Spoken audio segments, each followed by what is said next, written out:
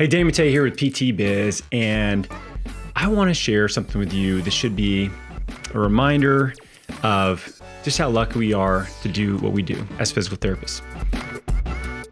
So recently I was on a trip to see clients in Washington, D.C., and I had a chance to co-treat with a few of the clinicians that we work with, which is a treat for me because I don't treat patients anymore unless they are friends and family that I see in my garage gym.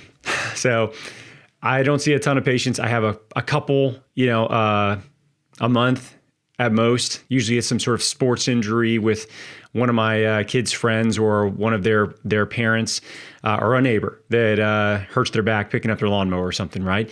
And I kind of take for granted what the skill set is that we have, and many of you probably do the same thing, where you're like, yeah, I just know this thing, and yeah, maybe it helps you not be in pain anymore or whatever, and we forget just how impactful it is on other people.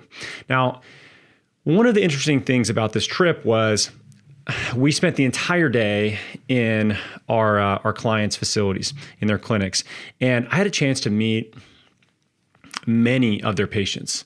And in a couple of the clinics, I got to meet what I call like patient zero, So this is usually one of the very first people that worked with the clinician who owns the business, and they're still around today. They're like your biggest brand advocate. Everybody has these, everybody has that person that was influential in helping you really grow your business because they told so many people how awesome you were. And they just really believe in what you do. And you've done a lot for them as well. You've really helped them achieve something in their life or maintain the ability to do something in their life that's important to them. And I had two different conversations with what I call patient zeros. And one of the people that I talked to, she got a little bit emotional when she talked about how important this clinic was to her. And it was interesting for me to have this conversation with her. We weren't videoing anything or something like that. This is just me and her having a conversation while she's actually waiting to be seen by one of the PTs. And,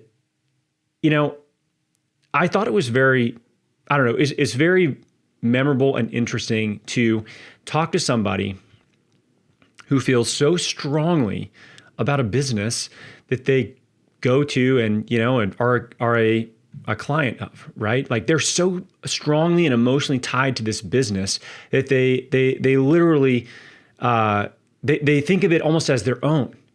And that is a rare thing. I don't think people feel that way about most businesses. I don't think most people actually get a lot of personal satisfaction out of the work that they do.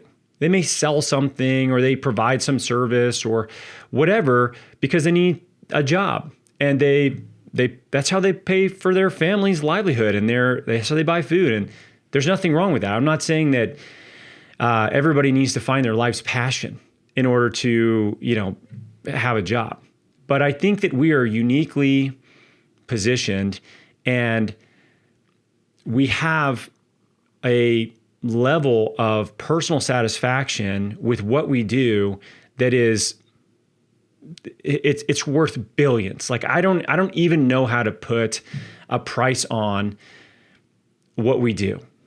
And this is personally, right? Now, we may not be the most highly reimbursed people on the planet. And you can make a strong case that an intellectual property attorney shouldn't make more per hour than what maybe you make helping somebody get back to throwing their kids in the pool over the summer. But that is what it is. It is how the economy works, and it's the value that we provide, right? Which is associated with the outcomes people get, and that number comes from whatever the difference is, right? Like that's set in a number of ways, but there are certain specialties within services or many other things that are incredibly powerful and incredibly helpful. They can be reimbursed in many different ways and stages and ranges. Well, for us though, I don't think, in the same example, that an intellectual property attorney gets the same personal satisfaction out of helping somebody defend a trademark disagreement that we do helping somebody get over an injury. I can promise you they don't have people showing up in their office and getting emotional over how proud they are of the clinic that they're a client of, that they've been a part of, and how proud they are to see the development of the person that they worked with, both as a business owner and as generally a person, and the growth that they've seen. That doesn't happen in other industries very often. How many places do people bring fucking Christmas cookies back to? Like, think about your clinic at the holidays. You probably have so many baked goods. That ain't happening at your personal injury attorney's law office, okay? That's not happening the same way it happens with us. We have so much amazing personal satisfaction, amazing interactions with people that are truly making progress. And I know, I get it. If you do the same thing over and over again, it can feel monotonous and you can get burnt out. I've been there. I've felt the same thing. Like if you're in the profession for a decade, if you're treating patients for a decade, at a certain point, it feels somewhat like Groundhog's Day. And that's any profession, right? Like, you may love making burritos, but dude, you do that for 10 years and you're going to start to maybe feel like making burritos is getting kind of old. But here's what you got to keep in mind. And this is how I think we reframe the burnout that so many people feel. And maybe you need to take a little bit of a break and then come back to it. And that's totally fair too. But I think that if you really focus not on the skill set that you're doing, not on necessarily the work itself, but on the people, focus on the people and what the people are doing that we work with outside of the clinic, because we don't get to follow them home, right? Like, you may see them out in the wild every once in a while, but you don't get to go to their driveway with them when all of a sudden they can play a pickup basketball game with their kid because of the work that you did with them. You don't get to go on the half marathon trip that they do with their buddies because now all of a sudden they can run because their back doesn't hurt. You don't get to do any of these things with them, to see what they're putting all this hard work towards in real life. But it's happening. And for me to have a chance to sit down and talk to these just like huge advocates of these clinics that we work with. I don't know these people at all. First time I met them, but damn, they feel familiar. They feel like the people that I work with. They feel like the people that you work with. And if you ever feel like you're getting burnt out, if you ever feel like it's redundant, you're focusing on the wrong thing, okay? You're focusing on the wrong thing. You're focusing on the work. You're not focusing on the people, because the people, they're extraordinary. They are the best part of the entire business, of the entire profession, frankly. We don't know that going into it. I don't think that's what we think, right? We think, oh, I'm gonna have a stable career. I'm gonna be able to help people. That's cool. But you don't actually understand until you start deeply working with people, having relationships with people for extended periods of time, helping people truly get back to activities they never thought they would do again. You know, and the amount of personal gratification that you get from that is worth billions, okay? Billions. And there's people out there that make a lot more money than you that are dead inside, just hate what they do. And that is not us. There's people out there that don't do a single significant thing for other people on a daily basis, and you do so much for other people.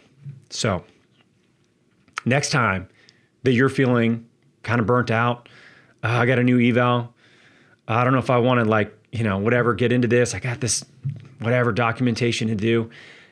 Think about that person. You're getting another rep to change somebody's life. You're getting another rep to help somebody get back to something that they love with the people that they love. And that is a rare thing, man. And it just was such a cool reminder for me to see these people that I didn't know that were just raving about the clinics that they get to go to, the people they get to work with. And they feel very lucky to be a part of it, even though they are customers. That's pretty rare. I don't know a lot of other industries where that occurs. And I thought it's worth highlighting that with you, because you may, like me, have gotten to a point where you feel a little bit burnt out with seeing people, and that's normal. Feels monotonous. It feels like Groundhog's Day. But man, the people are so worth it. They're so worth it. It's the best part of the profession. And the other cool thing is, if you do decide to do your own thing, like these business owners that we were working with, they've all scaled their clinics and are able to increase their income at the same time as helping other people. It's like a unicorn business. It's almost like you have a nonprofit Like you get so much personal satisfaction from a nonprofit. My wife used to run nonprofits, and I tell you what, she got paid awful. And we worked a lot. I worked a lot of weekends with her, a lot of evenings. I was volunteer number one. She worked a ton of hours, way more than an average work week, and got paid nothing. But we did it because the mission was important to us, right? The work, the people, the mission is why people stay in those types of fields. Teachers, why? Mission driven. They want to impact young people. We look at these as service-based professions, and they are. You're a servant leader, right? But if you can couple that with the ability to make a great income at the same time, it's a unicorn business. Like, how lucky are we? Oh my God. Don't forget that. Have gratitude for the people you work with. Have gratitude for the opportunity you have to help people in the world, like truly help people, and that you get paid for that. And you have the opportunity to get paid really well for that. That's something to keep in mind. Next time you're feeling a bit frustrated and, stressed out and down, don't forget that.